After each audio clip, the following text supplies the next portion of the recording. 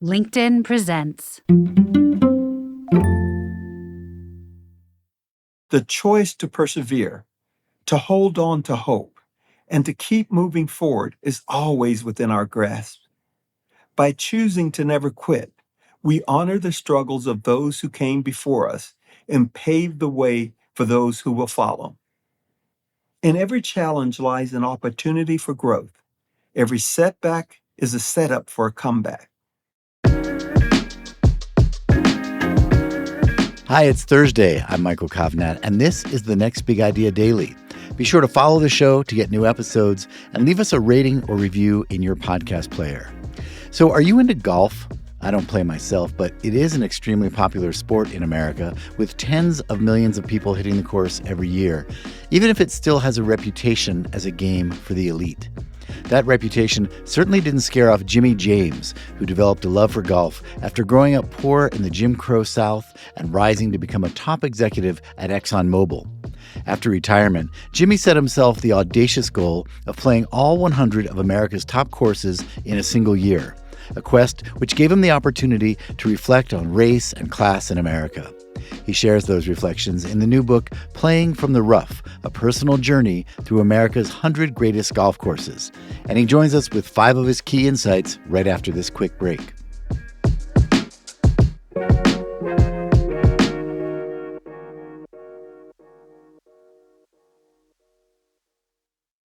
Have you been feeling the effects of stress, burnout, or anxiety at work? Listen to the Anxious Achiever podcast to rethink the relationship between your career and your mental health. Get the Anxious Achiever wherever you find your podcasts and walk away with practical advice you can implement today. I was born invisible. My original birth certificate, now yellowing in the basement of the Walker County Courthouse in Huntsville, Texas, contains 2 details considered most vital about me in 1959: colored and illegitimate. Literature and history have often been written as if people like me were voiceless extras in a movie we were never intended to see. During the year-long odyssey through America's most privileged golf venues, my life often unreeled before me like one of those serialized, uninvited movies. My round at Augusta National Golf Club, the most exclusive golf club in America, unleashed fraught memories from my childhood. The world I found myself in during the ensuing stops across the year often triggered other recollections from my past. I'd come from a world that liked almost everything, to find myself exploring a world that liked almost nothing. The disconnect was almost too vast to fathom. While traveling miles upon miles and playing course after course, I connected with a country I found at once beautiful and flawed, often big-hearted, but sometimes wrong-headed, proud and ashamed. After 90,756 miles, 8,797 strokes on courses across 33 states, 82 nights in hotels and other people's homes, and more money than I'd care to talk about, I played all 100 of the country's greatest courses. I'd gotten help from people of different races, genders, religions, and classes. Everywhere I went, I felt welcome, respected, and admired for the audacity of my quest and my passion for the game. I felt seen. I spent time with club members, security guards, locker room and parking lot attendants, caddies and waitstaff, as well as people in the communities I visited, whether at a gas station, a restaurant, on an airplane, train, or bus, or inside bars and restaurant lobbies. At the clubs, I found that a common passion for golf was enough to bridge many differences. But more than the bond of golf, I found a common desire to love, laugh, cry, and hope for a better life for the ones we hold dear.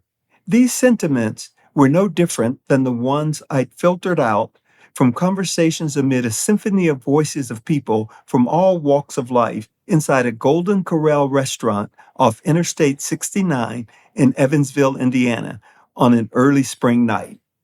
I reject the notion that we are only as strong as our weakest link. That holds true for a chain, but not for a society. When we work together, we can leverage our strengths and overcome our weaknesses. Our lives are determined at the intersection of aspirations and adversity. Who we are, what we achieve, and what we contribute are determined by whether we quit when our biggest challenges threaten to derail our biggest dreams, or whether we find a way to forge on. I talk a lot about growing up in poverty, but I never say I was underprivileged. Privilege is not just about wealth. It comes in many forms. Mine came in the form of a mother who taught all 8 of her kids to never quit. My mother's unwavering spirit was a beacon of hope and determination. Despite our relentless hardships, she instilled in us the belief that perseverance could transcend any obstacle. She taught us that quitting was never an option, that the true measure of success was not in what we achieved, but in what we persistently overcame. In my professional life, I faced numerous challenges that tested my resolve. There were moments when the weight of adversity felt unbearable, but I remembered my mother's words and the strength she embodied. Like when a supervisor placed a box of rocks in the middle of the table during a team meeting to represent how much sense he thought I had. Or when a coworker pulled out a Ku Klux Klan hood while we were crawling through a dark tower, thinking I might find it historically interesting. However, the choice to persevere, to hold on to hope, and to keep moving forward is always within our grasp. By choosing to never quit, we honor the struggles of those who came before us and pave the way for those who will follow. In every challenge lies an opportunity for growth. Every setback is a setup for a comeback. My journey has taught me that adversity is not a barrier, but a catalyst for change. By embracing hope and refusing to quit, we unlock our true potential and contribute to a better, more resilient society. People are resilient, but life is tenuous. During my 3rd trip to play golf in California, the rain poured down in sheets. Hills, stripped of their protective vegetation by wildfires, got so soaked that they slid toward the Pacific.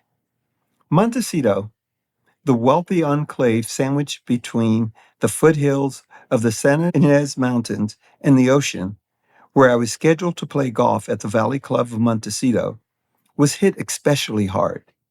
More than 20 people lost their lives. Some were washed out to sea. Tragedies like that are a sobering reminder of life's fragility. I lost a close friend and work colleague early in my career with Exxon, an African-American mechanical engineer who graduated from the University of Kansas. Ed and I cemented our friendship over long days solving challenges with operating equipment inside the Baytown refinery. He died of acute leukemia at age 31. I sat with him at the hospital a few hours before his last breath. Ed's passing was a wake-up call. Until then, my job was my life. And so I began to seek more balance. I started taking what I call stop and smell the roses trips, drives across the country to soak in the sights and appreciate friends and strangers alike. I explored national parks, toured local museums, ate in roadside diners, and nosed around mom and pop shops. I talked with folks everywhere I went along the way. As much meaning and purpose as we derive from our careers, we must be mindful of the delicate balance between our personal and professional lives. While we may be able to overcome many challenges, the fragility of life is such that it can evaporate in an instant. Happiness is not the result of circumstances. My mother taught us kids not to bemoan the things we didn't have and couldn't control.